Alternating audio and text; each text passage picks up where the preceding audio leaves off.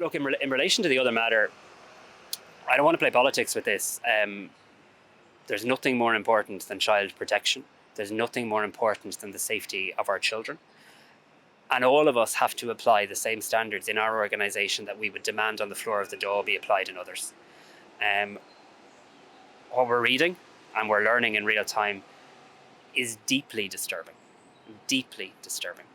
The idea that any individual under investigation for sexual crimes against children would find themselves working in another organisation that has contact with children without that organisation being aware is deeply concerning.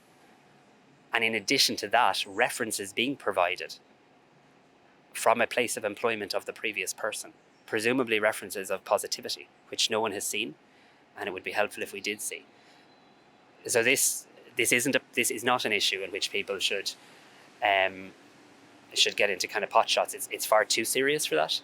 It is an issue in relation to how we protect children from sexual predators, and I'm sure that the leader of Sinn Féin will do the right thing on this in terms of answering very legitimate, important, fundamental questions about the protection of the most vulnerable people in society.